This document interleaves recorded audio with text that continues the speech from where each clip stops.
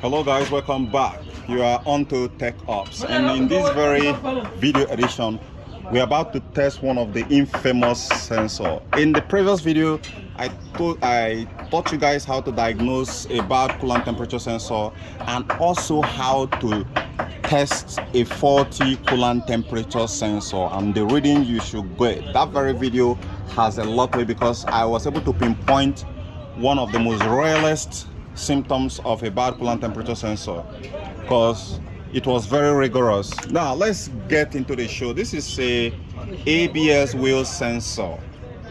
Most manufacturer for this very sensor, the reason why I decided I want to test the very sensor here is because most manufacturer often give theirs a tweak, and that tweak is where it throws most mechanics off balance when they're trying to test it to know if this very sensor here is still very competent. Okay, now we have a contender. Use the razor, I beg. Use the razor here and see the razor. Now we have another contender we are going to be using to compare with these. The reason why I'm giving you guys this orientation is because you need to know that it's not all method for every sensor. All right, all sensor doesn't all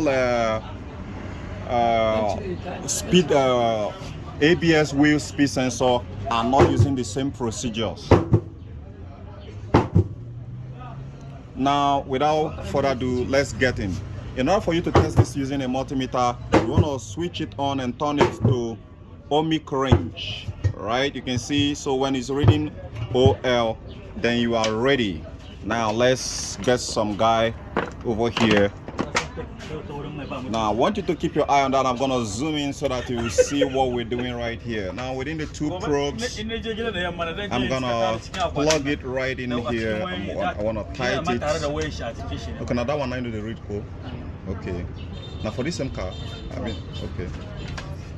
Now officially, this is for Honda. I have tested Toyota own and it was a nightmare. So we have a Honda, so we want to see how Honda. Okay, I decrease.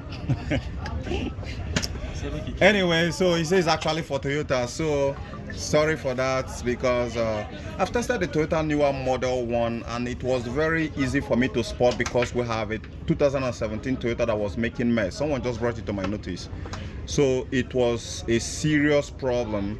And I was able to figure the problem out using the scanner because the scanner keep pointing the same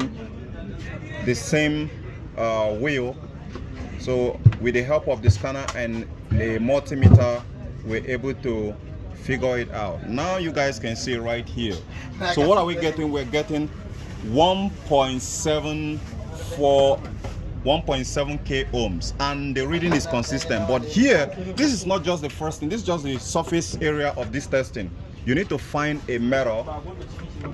You need to find a mirror you're going to be using to recreate that very motion there. You can see it's stable, right?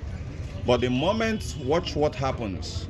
The moment I started, I want this to be stable. You can see that it's stable. But the moment I start doing this, you can see how the reading, the moment I start going fast, you can see how the reading is going. So if the ABS sensor you have is not changing whenever you increase the speed and start doing what I'm doing right now, then that sensor is bad. So this proves that this very sensor here is good. Now we're going to be going into the next one we remove out of the car. This one has seen a lot of Christmas. It has been through a lot of Afghanistan war. I've been through a lot of protests for Black Lives Matter. So let's see what she got. And it has been through a lot of broken hearts. Oh my God.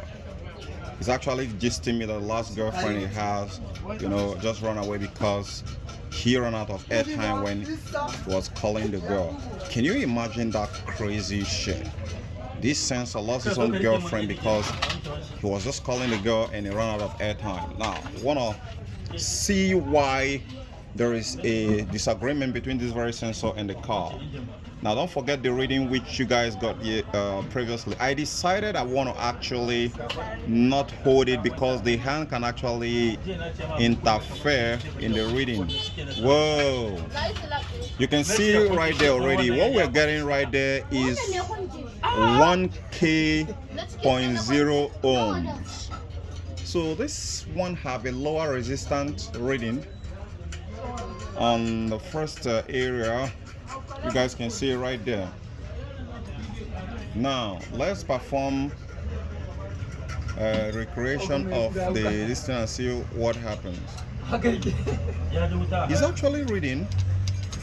So why did I remove it out of the vehicle? Maybe there is a wiring connection in that very car, because most of these sensors, they are lower,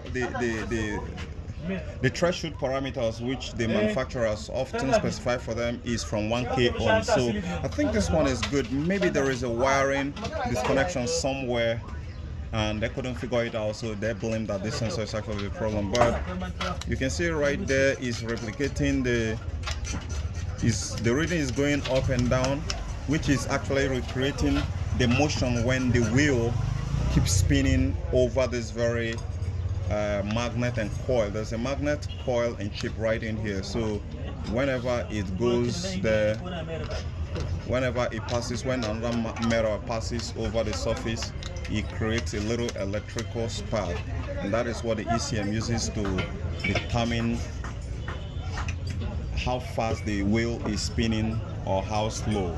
So guys, don't forget to subscribe, like this video,